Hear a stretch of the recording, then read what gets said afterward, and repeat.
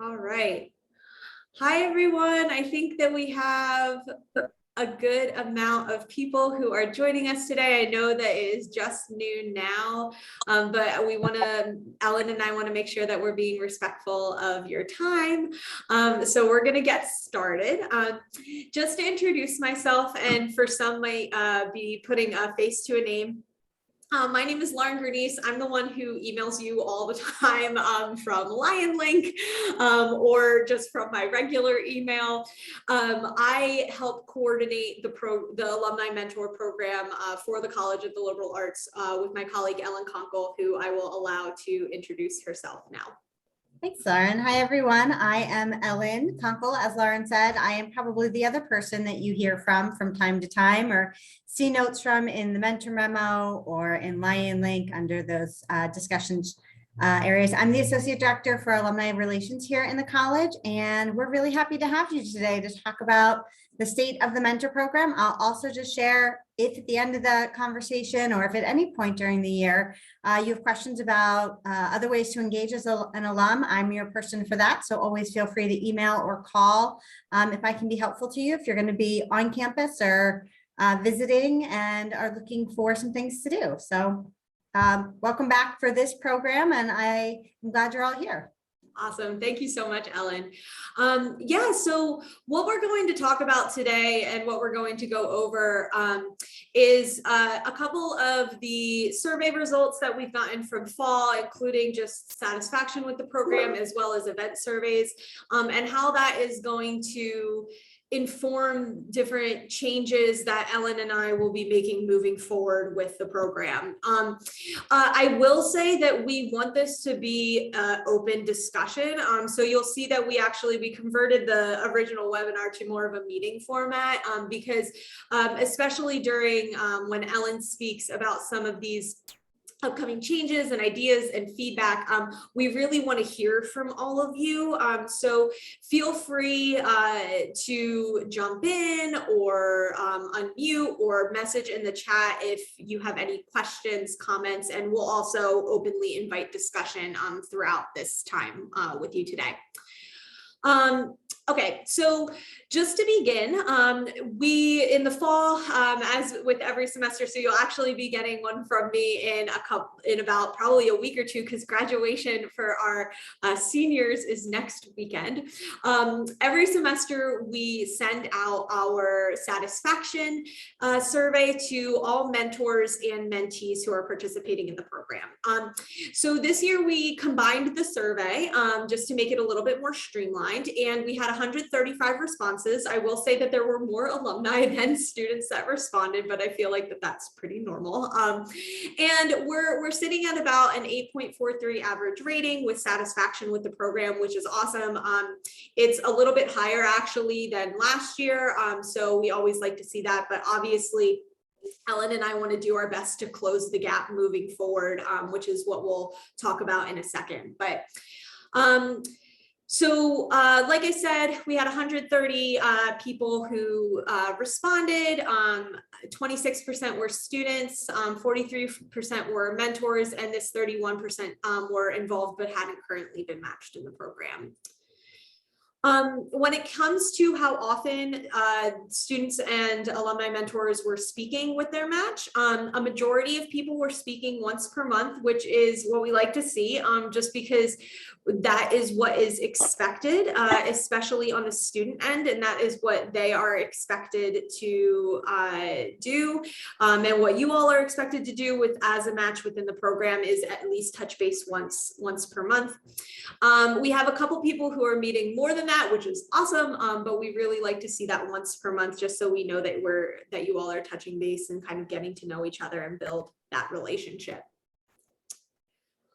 So keeping COVID in mind, I'm sure this would look different if we were running this in 2019, but a majority of the people who are communicating with their matches either do so through email, phone call, or video chat, some text, some do in person, given COVID regulations, and then the fewest are on social media. So I feel like this is pretty, I don't know, expected just because of the rise in video chat with Zoom, Skype, FaceTime, especially over the pandemic. One thing that all of you should know as mentors in the audience is that students have a Zoom account. So if you are mentoring and you don't have immediate access to like a video chat account, you can always ask the student to send their link to you. LionLink also has a video function as well if you want to meet through the platform.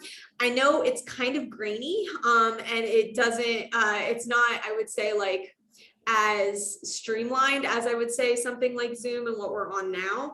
But that also is an option if you do want to video chat in the future. Okay, so I get to go over the positive parts of the survey, which is, I just think is my favorite. So we asked the alumni mentors, including all of you in the audience, what you've enjoyed most about being a part of the Alumni Mentor Program. A majority of people responded being in touch with current students and helping the next generation. I was actually just in a meeting with a current student who's graduating this weekend or next weekend, I apologize. And she's already interested in joining the mentor program after she graduates because she wants to make sure that she remains in touch with current students and helps them. And even some of the students that she's already made connections with over LionLink. And I just thought that that was so great. Building relationships, helping mentees build their career paths and grow in their direction and explore, giving back and remaining connected to the university, acting as a resource for students and providing guidance, and then some said watching the program grow over the years. I know personally I can relate to a couple of these too, not just as a graduate of Penn State myself, but also just the rewarding nature of working with a student and helping them achieve a tangible goal. Or even if it's something like so small, like maybe they have a light bulb moment with you or something like that. And it's just honestly one of the best feelings. And to be a small part of that, I know that that's why I love the career coaching aspect of my job, but also why I volunteer as a mentor for the Health and Human Development mentor program as well. So for the students, on the student side, what they've enjoyed the most, which I'm sure some of you will find interesting here, is gaining career advice. I mean, that is primary. One of the like the crux really of the mentor program is connecting you all based on career paths. So gaining advice from someone familiar in the field, getting advice for job applications, getting support and relationship building with mentors is also very helpful for them, and it like giving them relief about their future. I know with the students that I've talked with, especially throughout the semester, there has just been such a common feeling of anxiety and unsettled and just feeling kind of lost, especially for those students who don't exactly know where they want to go after graduation. But even for some of those who do and who are making these really big decisions. So talking with them through that, I know they really appreciate it. As well as a boost to networking and networking potential and opportunity. So like you all helping create that network for them. All right, so on the flip side, I'm going to turn it over to Ellen to go over some of the changes that would improve everybody's experience within the mentor program, and she'll lead a discussion. So feel free to take it away.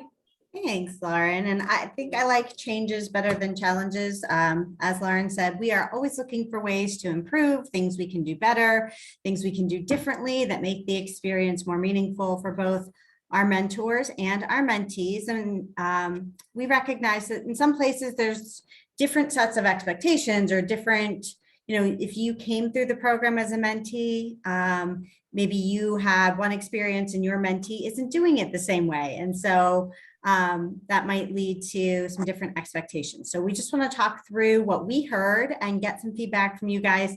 You are welcome to come off mute and just jump into the conversation. You're welcome to raise your hand, use that feature, and we will call on you. So We're just going to jump into these bullet points. And if you have question, comment, just jump in. So the first one is student engagement and long-term mentorships. We have been talking a lot about student engagement this semester on campus. And one of the things we're actually seeing is some disengagement, particularly in those long-term mentorships. We see students having more transactional conversations with alumni and using Lion Link to have sort of one-off or flash mentorships with mentors, either someone that they have been assigned to where maybe they aren't having that monthly connection, but having 2 or 3 contacts and then sort of dropping out of the relationship, or they're reaching out to somebody on Lion Link who works in a career field they're interested in or did a grad school program they have interest in, and they're just having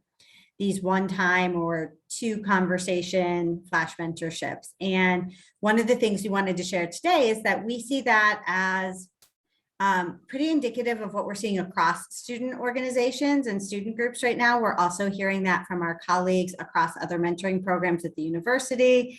Lauren is hearing that from her colleagues that work with student career networks across universities nationwide, that student engagement is just starting to look a little different, and that may change as we get further away from COVID. That may just be the next generation's engagement. Lauren and I were having kind of an anecdotal conversation about this the other day, and just thinking about students, a lot of their friendships start as text conversation, and then maybe an email or a phone call, and then maybe they get coffee. This is not a generation of students like my generation was, where you meet somebody walking down the mall and then you go and have lunch with them. That is a huge commitment for them and just not their style. And so we are kind of keeping an eye on this trend and hope that you guys will give us good feedback about what you're seeing or what you're experiencing from your mentees. We know that it might not be everyone's first choice for how to engage with the student, but it is sort of where they are right now. And so if it's 2 or 3 conversations, know that it's not personal. It's just they're getting what they needed from the conversation and moving on. Any comments, any thoughts, any questions on that? I'm curious if anybody here has experienced that themselves with lack of engagement, or even kind of going through the list, developmental level with students ghosting or losing touch. Is that something that any of you who are here right now are seeing or have seen? Okay. This is Dee Dee. I had a long-term, now this was 2012. So, that was a couple generations ago, it seems. I had a long-term 2 years with somebody, which was wonderful. She was fabulous. And I've had 2 other mentees besides her, and nobody goes to, of course, we're talking 2012, 13, 14. Nobody was ghosting. They were totally committed to a long-term relationship. And Amanda was a junior when we met. So we, like I said, we stuck together for 2 years. And so I've not experienced this. And I just noticed somebody who's in chat said something about spontaneous, and and I don't see anything wrong with this. I think though that if students want transaction only based relationships, then this program is going to have to change. And we put a lot of effort into it, and I know that if somebody did that to me, I wouldn't be happy, because we put a lot of effort into this. So I think that, with some of this information that you've got, there may have to be a model change on this, where maybe a pool of alumni who are available for these one-offs. I'm not sure how much, maybe that answers somebody's first one question that they might have. But it's not a relationship. I mean, that's not a relationship. Catherine, you have a question? Oh, I was just going to say, I have had kind of mixed experiences. I've had a couple mentees where we've had longer term, really strong relationships with a lot of communication. And I've also had a couple where one I think I only heard from twice, and one I had somewhat regular contact with, but it wasn't as much as I did with the first one. And I'm just wondering if maybe you create 2 tracks to the program. So when the students sign up, you ask them if they're looking for like, short-term guidance on something in particular, or whether they are looking for a longer term mentorship. I get some of those kinds of one-off questions through LionLink, which I'm happy to do that. But it would be kind of nice to know going into it what the student is looking for, so I have a sense of how much time I need to be investing. That's a really good point, Catherine. And I think to that point, that is one of the things Lauren and I are talking about. And DDD, your point too, is the program will evolve, and it will evolve to meet both the needs of students and to make sure that mentors find it valuable and something that's worth their time. What that evolution looks like will depend a little bit on what happens over the next 2 to 3 years. And I think there are kind of developing organically, Catherine, this sort of 2 tracks. One where students are saying, I really want something more formal, more long-term, and something where students are saying, I don't want to be matched with a mentor, but I'm going to get on LionLink and engage with people that are open to one-time conversations. And so that sort of self-selection has started organically, and that might be something that we look at as a more formal way to sort students in the future, and offering both. Again, I think we are just starting to see this different view of the mentor program from the mentee side of the program. And so we'll continue to watch that and then determine how to best evolve the program to make sure everyone's needs are getting met. Yeah, and just to add on to that, from the student point of view, I know that when I'm meeting students within career coaching or even with the class that I teach, we talk a lot about the anxiety around networking and how scary it can be reaching out to someone within a networking space, and whether that's LinkedIn or whether that's joining a program and knowing like what the commitment is to that program and building those relationships. So I think that within LionLink, it is helpful to know for the students that they can reach out for those one-time conversations if that's what they're looking for, and join the mentor program if they want to build a stronger relationship. And I think that that's something, as Ellen kind of alluded to, that we just need to make clearer to students that those are 2 options, because we do want to be cognizant of all of your time and the energy and effort that you pour into these types of mentorships for students who obviously want to appreciate them. Because there are, as Vic said in the chat, there are some students who just want that spontaneous connection and just need a little bit of fine tuning and don't need that full on meeting monthly for a year type of mentorship. So I've written all of this down. So I really want to thank you, Catherine and Dee Dee, for your comments, because I think that that's something that Ellen and I, when we go and strategize for the summer and changes that we do want to make, is something that we want to take into consideration. Exactly. Thanks, Lauren. Yeah. So the next bullet point is better matching. And I just want to address this quickly by saying, Lauren and I still hand match every pair. So LionLink makes suggestions based on geographic region and majors and a number of factors that we're able to suggest that it look at. And then we go through and look at who the mentee is, who are the available mentors, and what would be a good match. So to that point, sometimes matches are really successful. Sometimes it's just not a good connection. And we need you to tell us if you are matched with somebody and it just doesn't feel like a good connection, or you're not sure what we were thinking. Please reach out and let us know that. But the matching is, while LionLink does make sort of a suggested list of potential mentors, we are still doing that once a week together in person, when that's available to us as an option. and talking through every new mentee and every mentor that might be a good match for them. So I also know that there are a lot of folks that aren't matched, and some of you on the call might not be matched. There were a lot of respondents that aren't matched. It isn't a waiting list. So what I don't want you to think of is, you sign up to be a mentor and you're number 9 in line. And then when the 9th student shows up, that's your match. So again, we match really thoughtfully based on major and interest in career fields and the geography of the student and the mentor.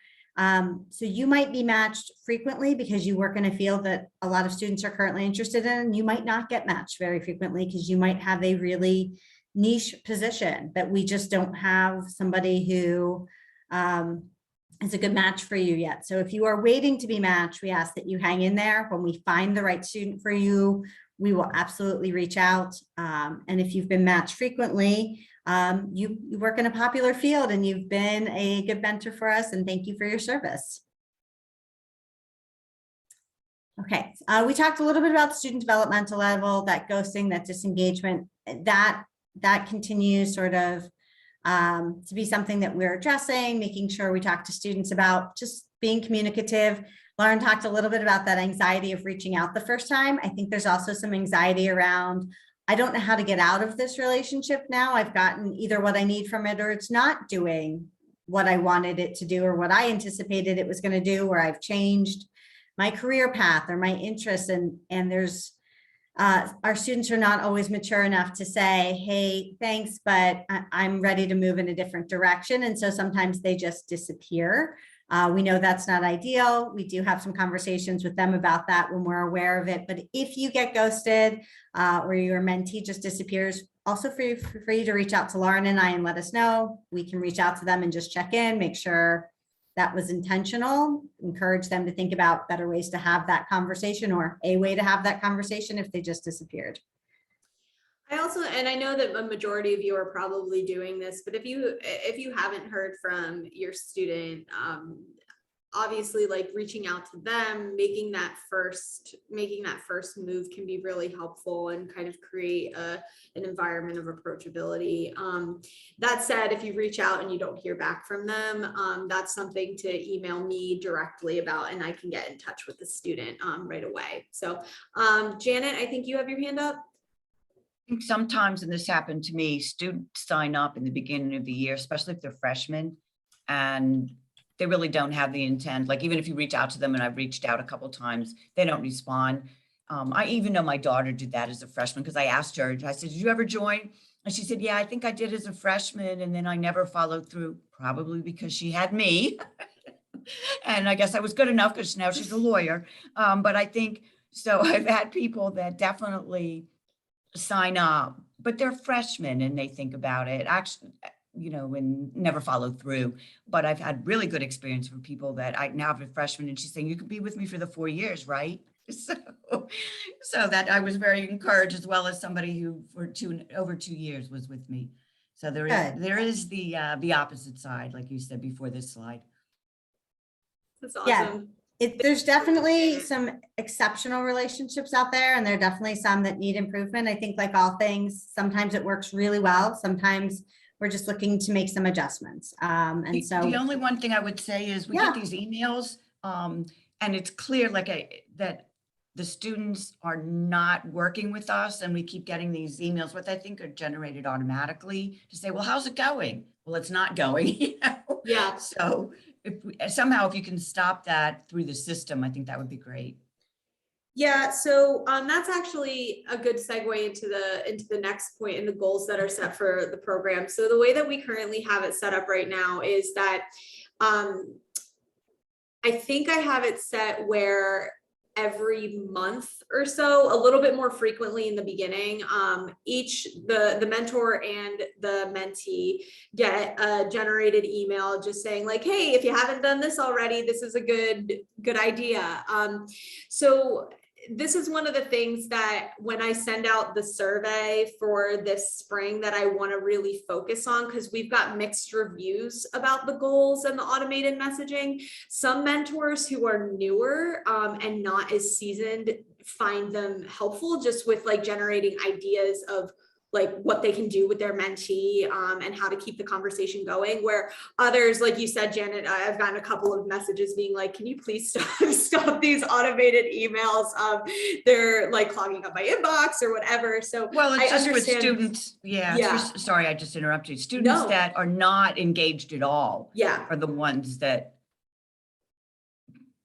That's all. Sorry. Yeah. I interrupted you. Oh my gosh, no, you're fine. I appreciate the comments, and that's also good to know. So I've written down like a way to kind of keep track and monitor those relationships a little bit more throughout the semester, rather than an automated email when you clearly haven't talked to your match But on the yet, flip side, the Yeah. emails that come out that say, so how many conversations have you had?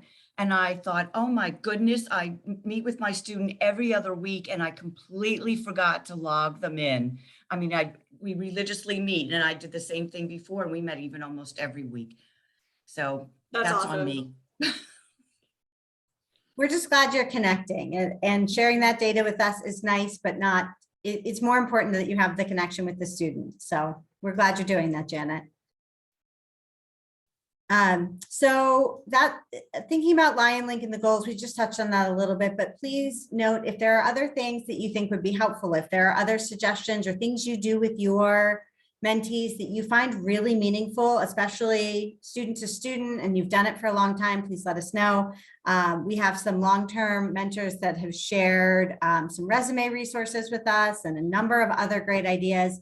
Anything that you'd like to pass along that might be good goals for the program or milestones to hit with mentees, we're eager to hear those from you, and we'll keep adjusting and fine-tuning this until we think we have sort of a good model for everyone, knowing that you'll all engage in it in a way that makes sense for the mentee you have at the time and what interests you. But we hope that this will give you some good ideas and some things to sort of reach for.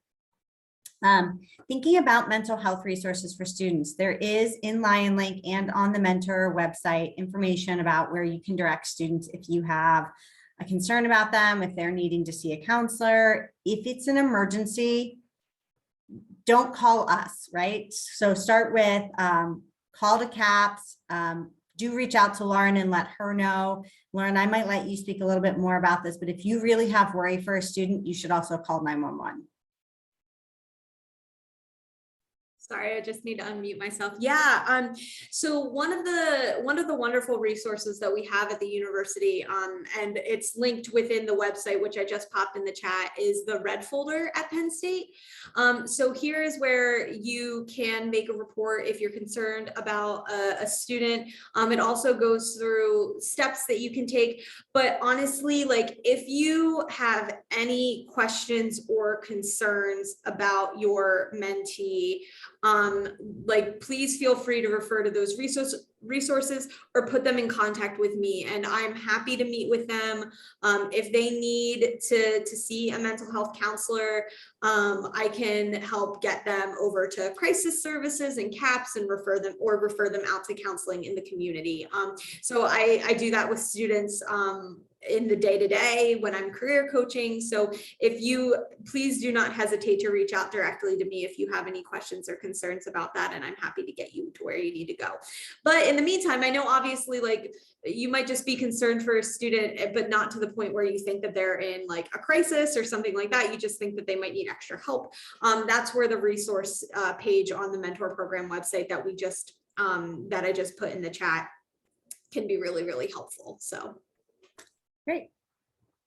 Thinking about generational challenges, how to bridge that generation gap. We've heard a good amount this year from our alumni mentors that are no longer in the workforce or that have been in their current position for a long time, that maybe there's just some information that they're not as up to date on that they would like to be. And I'm going to put myself right in that bucket with those of you that have been in your space for a while or applied to jobs leaving college when you sent paper resumes with stamps and perhaps printed things on word processors. Maybe some of you go further back to the typewriter. In any case, if you have questions about the job hiring process now and resumes, and I've recently this semester learned that cover letters are unless requested, not something that you just generally send anymore. So you only include a cover letter if somebody asks for one. Whereas when I was applying to jobs out of college, you sent a cover letter personalized to every job, to every position you applied to. And that's just not a thing. So thinking about those generational challenges, if you have questions, reach out to Lauren or I. We are happy to walk you through maybe what's different. We're also learning that a lot of, and some of you obviously will know this, some of you may not, a lot of positions are you apply to like a large job board for a certain career field, and it matches you with all of the jobs that might be appropriate, or you apply only online and you're not sending anything hard copy or as an attachment. It's all a form that gets filled out that then looks for keywords. So counseling students to really think about using words that are in the job description, making sure that they are mirroring that language. We are certainly able and willing to help with that. And we'll be doing probably some education next year on just this topic. So when we're talking about resume reviews these days, we're not just talking about looking for content and grammatical information, but also how are students applying for jobs? How are employers looking at those resumes? And I know at least one person on here works in HR. Sawyer, I don't know if you are still on and wanted to share anything, maybe you dropped off, but I think this is a process that continues to change and evolve, and we just need to make sure we're getting students the most up-to-date information. Does anybody have anything they wanted to share about that? No? I will say one of the resources that our office is going to be working on over the summer is resume samples and templates specifically for liberal arts students.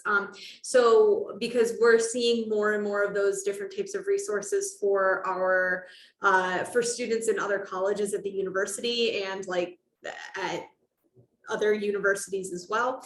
So once those resources are available, we will be able to share them with you all. So. Thanks, Lauren. Yep.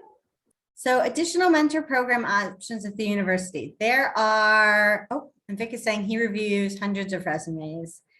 So if you are inclined, you can reach out to Vic and he can also assist you with this process. Thank you, Vic.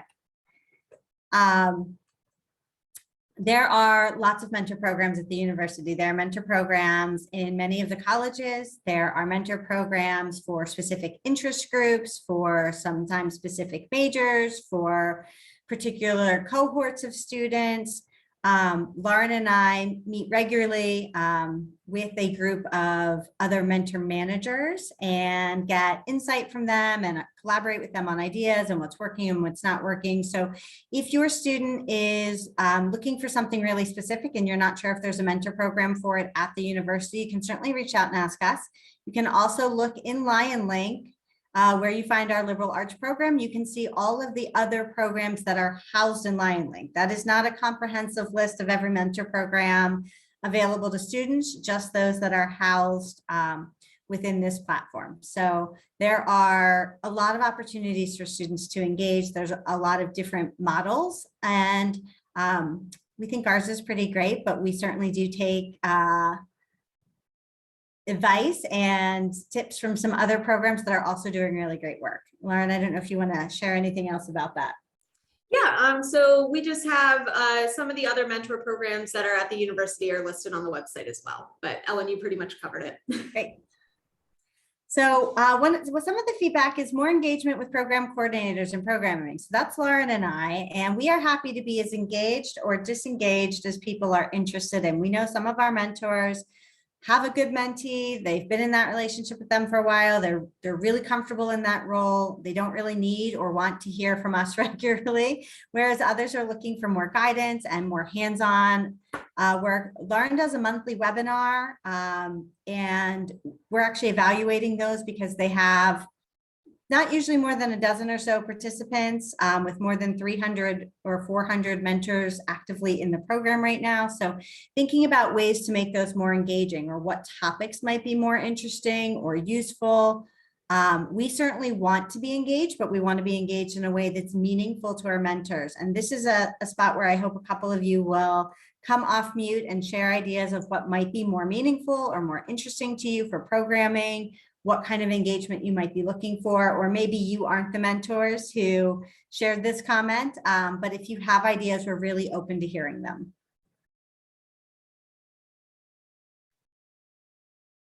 Anyone?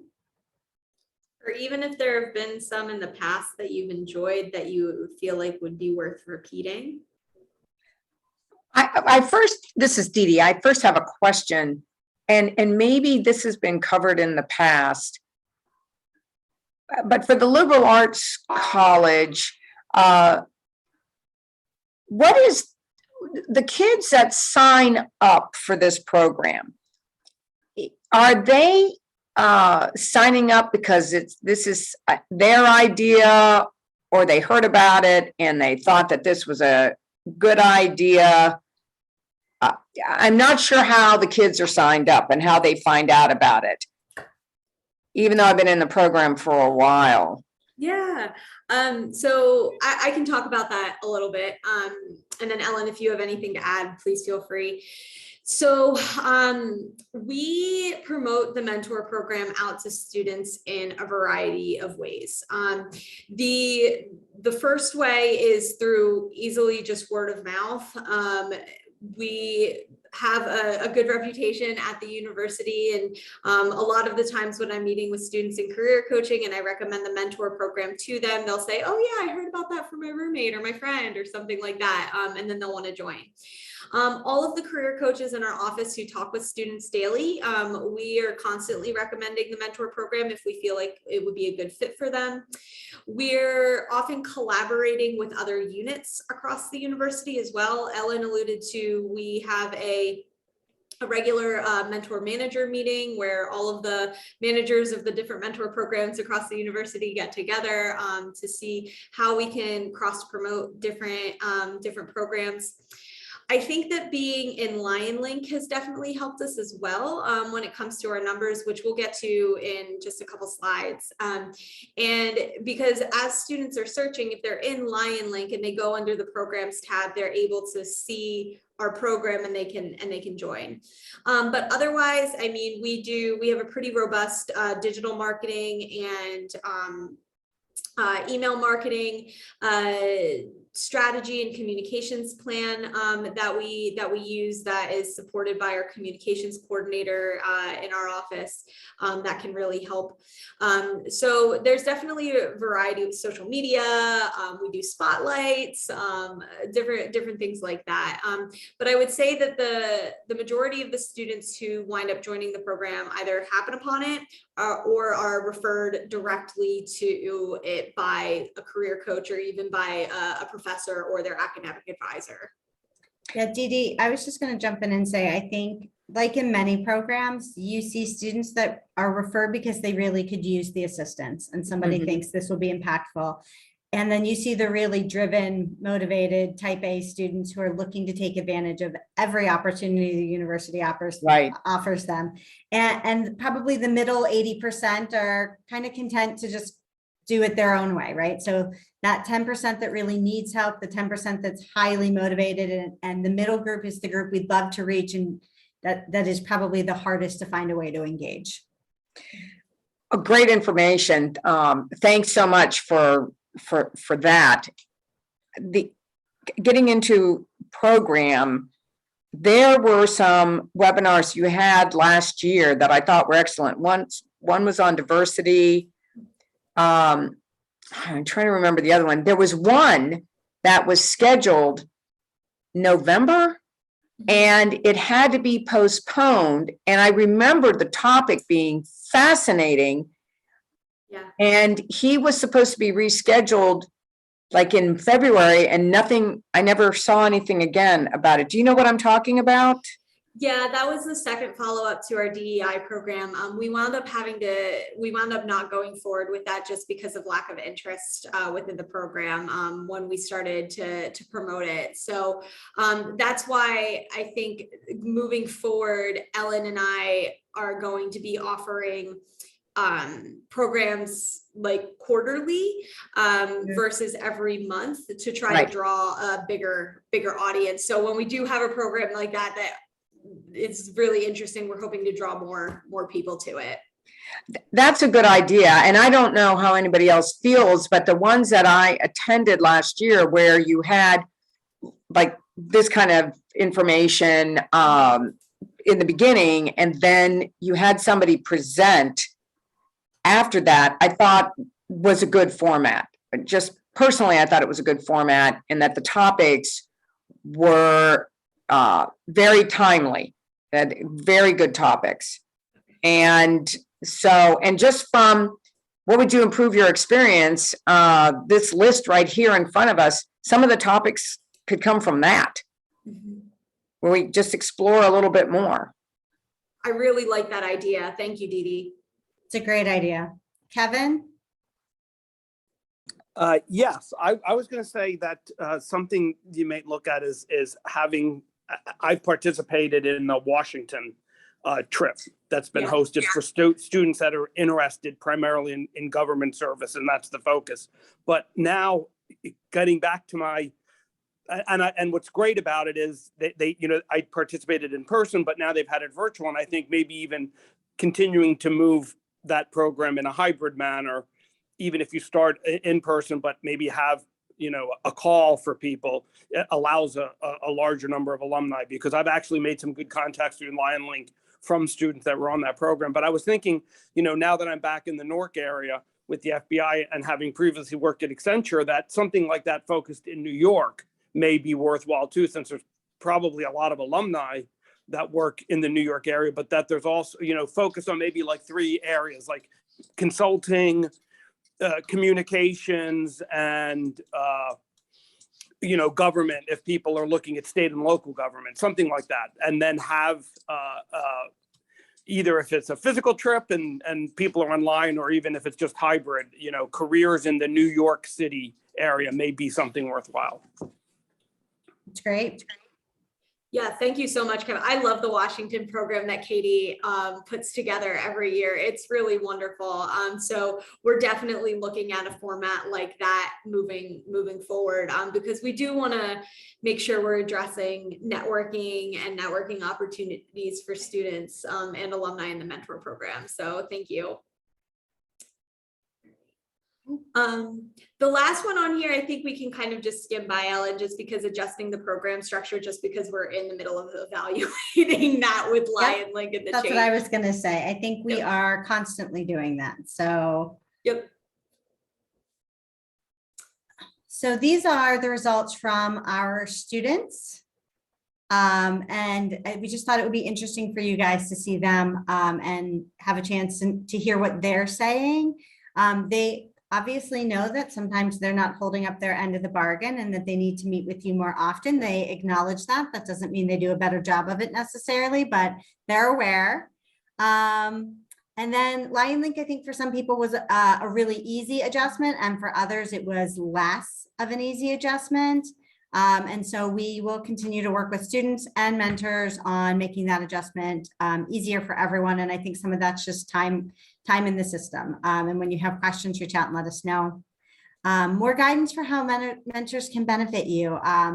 This is not an uncommon remark from students. And I feel like for those that are referred into the program, they're really aware of that. But for some of our students that get referred by a friend or hear about it happenstance, then they're excited to join, but they don't really dive into the website. We are looking at some more student orientation materials. Lauren and I will continue to explore how to really make sure students are prepared for that longer term mentorship. That leads right into the next one, which is setting those expectations and making sure they're ready to participate fully, and more opportunities and events to connect with mentors.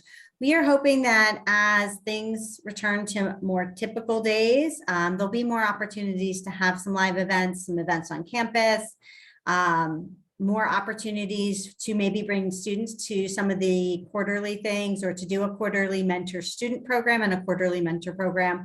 We're exploring a lot of options right now. There isn't anything that's been decided, but I think we will continue to look at ways to get students and their mentors together, and to do that in a more intentional way.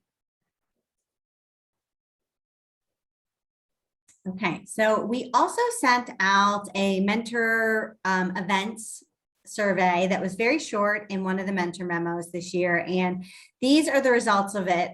So one thing to note is that we had 25 respondents out of, again, almost 400 mentors. So one of the things that right to start with that Lauren and I sort of surmised is that there's either a lot of people didn't see it, which is very possible, or there is not a lot of interest in mentor only programming. And that is sort of why we've switched to this idea of moving from monthly to quarterly, so that if it isn't so consistent, that you might make an effort to get there 4 times a year versus feeling like, oh, if I miss it this month, there'll be another one next month. And so you can see from these results, it looks like educational programming would be people's top choice, and then some networking, both professional and social, particularly based on those regions, with social networking and just sort of good old fashioned, like getting to know people being the least of least interest to people. So we will continue to use this data to plan how what events we're going to do, what they'll be based around. And if any of you have ideas, again, Lauren and I are really open to suggestion. Email them, call us, send us a note that just says, hey, here's my idea, and we will take all things into consideration.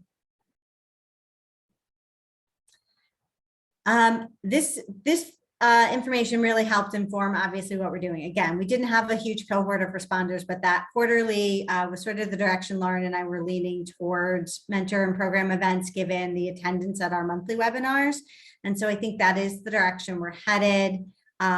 Certainly in-person events are nice. And when we can do them regionally, or when we can tie them into other things that are happening in cities, we want to be really mindful about that. But virtual means more people can attend. And if you don't happen to live in that region, you can still get to an event. So we'll do a mix of probably in-person and virtual events as we're able, but certainly looking more at those quarterly mentor webinars instead of a monthly for next year, and seeing how that goes and what the response is. We might find out in next year's State of the Mentor program that everyone really missed their monthly webinar that they mostly didn't attend.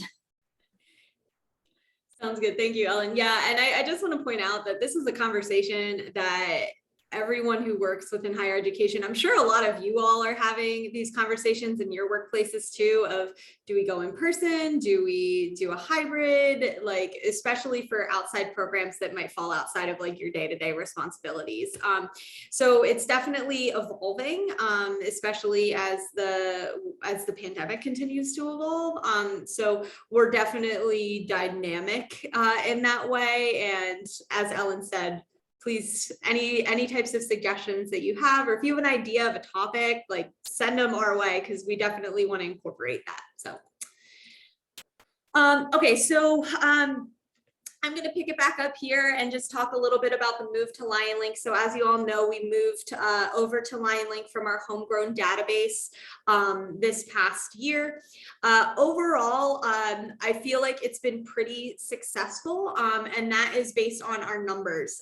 So this is the current data. I pulled this yesterday from LionLink, and honestly, one of the reasons why I really like LionLink is because I can pull this type of data. So we're really seeing how many liberal arts affiliated people are on LionLink. So we have about over 3,000.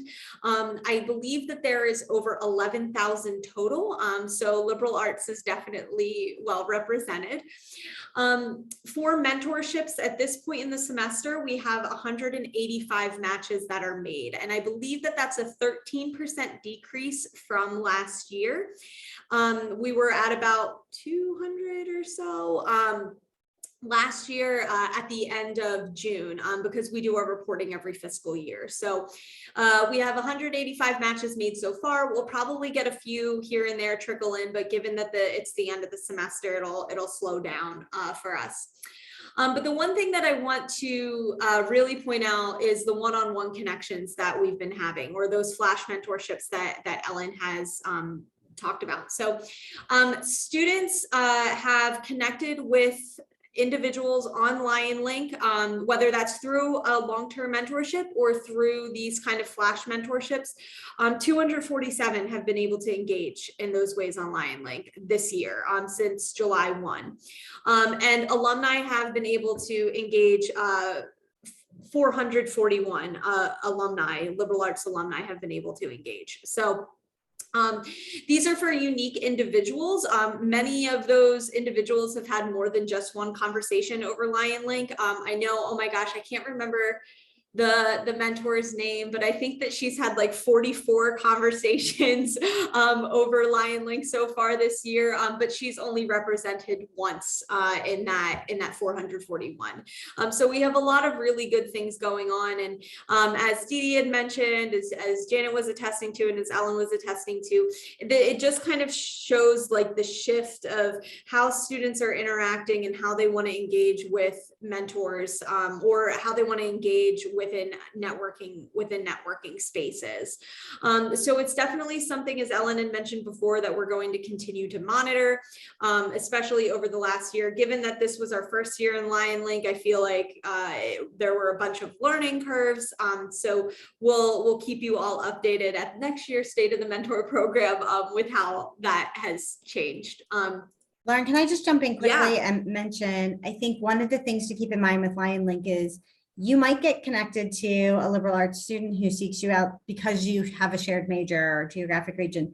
But a lot of our liberal arts alumni are getting contacted by students from the law school or engineering or health and human development, because you work in a career field that they have interest in, but they're not a liberal arts student. So there's some opportunity in Lion Link for some cross communication among graduates from different colleges and students in different colleges. And I think that really speaks also to the collegiality of Lion Link. And if you aren't on there yet as and open to sort of conversation from other students other than liberal arts students, you might be missing out on an opportunity for a really meaningful flash mentorship or longer term mentorship, as we know some of those are evolving. And so I just put that out there as something to think about.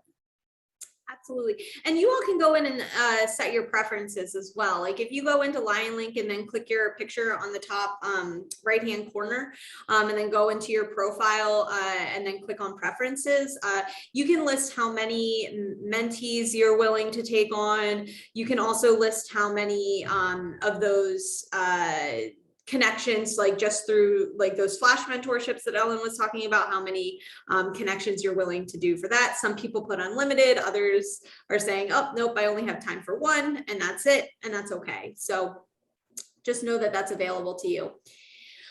What is new with Lion Link? So this is not run by me and Ellen, rather it's run by Alumni Career Services. And this is a new initiative that is definitely born out of the pandemic. I don't know if any of you were involved in the micro internship program that we had during the summer of 2020 with the pandemic, with a lot of student internships that had been canceled. But this, knowing that we wanted to kind of keep involved with those micro internships and short-term types of projects and experiences across the university, Alumni Career Services worked with Lion Link to set up Lion Link projects. So basically what you all can do if you're interested, or if it's even allowed, I know for some it won't be allowed by their workplace, but you can post experiential learning opportunities for students and recent graduates. These are going to allow students and recent grads to build experience on their resume, but the key here is short term. The project work, this gives you a nice kind of timeline where if you're looking at a project or a project proposal that you want to submit, you can do that through May 13th. And then it's kind of a tight turnaround for students. So the deadline for students and recent grads to apply would be May 27th. And then you would hire for your project by June 10th, and then the project work will be completed by July 29th. There are a lot more guidelines. If you go to alumni.psu.edu/Lion projects, you'll find a lot more information there if you're interested. So this is, again, just another way. I'm sure you all can imagine, we have some students, I mean, I just saw one yesterday who came in and they're like, well, this is the first time I'm meeting with you. Also, can I have an internship for the summer? How do I get one? And I'm like, well, it's almost finals week is next week, but let's see what we can do. So this kind of is a really nice safety net for some of those students, but it's also an opportunity for students who, I know when we launched the micro internship projects over the summer of 2020, we of course had our overachiever students who were applying to a bunch and who really wanted to engage in that smaller way because they had other commitments, whether it was family commitments or other personal things going on where they weren't able to commit to a traditional long internship. So in addition to that, Ellen and I already talked about our webinars beginning for 2022-23, and we'll have our quarterly webinars that'll move forward from there. Ellen and I are going to be getting together in mid-May to talk about other events that are surrounding networking within this program. So we will be communicating that with you as we come up with those different ideas. We're also going to start to develop a mentor orientation for new mentors over the summer. So this doesn't really apply to any of you just because you're already in the system, but say we have an alum who wants to join the program and they're looking for a little bit more guidance and expectations on what to expect when joining. We're going to come up with a very short orientation just to guide through that rather than just reading through that information online. And then something else that we are going to be opening up and talking more about is engagement in our professional development course. So I know that some of our mentors have participated in this in the past, but we have LA 103, which is a professional development course. I'm teaching a section in the fall, and so is our assistant director, Katie. And through this course, we run a mock interview program for everybody in the class. So you would get to participate as an interviewer for students within the class as just another point of engagement if you're interested in something like that. And I know Vic has done a bunch of mock interviews for us in the past, and I'm just going to pick on him because he does so well at it. And I know others on the call have also engaged in this way too. And it's really a special experience, I think, when you're able to give those students that feedback and you can kind of see those light bulb moments. So what you can all do now is update your profile. I mean, you can update your profile anytime during the year, but this is just going to be my yearly reminder to go in and update your profile if you haven't done so in the recent last couple of months or even since we made the move over to LionLink. So, and consider a project, LionLink projects, or if you're interested in that, let me know and I can put you in touch with the person who's running that program. So. And Lauren, you saw that Janet has a question about tracking. I'm so LionLink sorry. projects. Okay, tracking numbers. Okay. I can explain. Yeah. But before we go into that, to sign up, how do we sign up to help with interviewing for the interviews? So that's something that I will put out as we get closer to the fall semester, because we aren't sure how many students are going to be in each class. We have a cap. So that'll tell us how many interviewers we need. So I'll definitely let you know, Janet. Super. So I have a question for the LionLink projects. I work with one nonprofit and we put a project in and there were no responses. In the meantime, so that was the pilot. In the meantime, I was talking to my mentee and I aligned her for that internship, and she's going to be working with the nonprofit. And then the LionLink project came out, for the for the standard. Do you need to track the numbers because it was predicated on the LionLink pilot? I don't think so. Like if you made that natural connection, because that happens all the time with students within their networks. I mean, What I might do is connect you with Holly Stoltzfus. Sure. She is the Mhm. person who's running it, and she's the Yep. assistant director over in Alumni Career Services. She could probably tell you more, but my Okay. guess would be no, that you don't necessarily need to.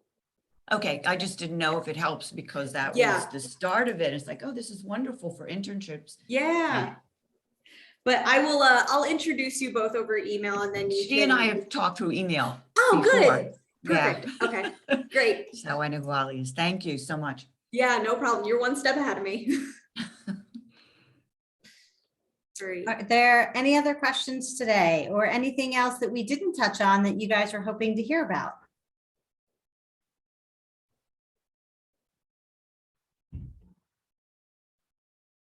Okay, All right. well then we have kept it to 59 minutes. I hope that is respectful of your time, that you guys are headed back into a good rest of your Wednesday. Lauren and I really enjoy working together on this program with all of you. So thank you to all of you for showing up today, and a special round of applause from Lauren, because she really takes the lead on this and I just get to support her extra efforts and play sidekick to her being a real superhero in our mentor program. So thank you to Lauren. I appreciate that, Ellen. Yeah, thank you all for joining us today. I really appreciate you all being here. And if you have any questions, I hope you know at this point, like Ellen and I are super accessible. So please feel free to call, email, whatever. We want to hear your feedback. We want to hear your suggestions and incorporate it. I mean, that was the impetus of us moving to LionLink, was based on your suggestions. So we very much appreciate your time and the time that you're all giving to students. I know it's so hard to work with them sometimes, but I so appreciate your patience and your time and your commitment to helping our current liberal arts students. It really makes a difference. So, yep. Have a wonderful afternoon, and we are good to go. Bye, everyone.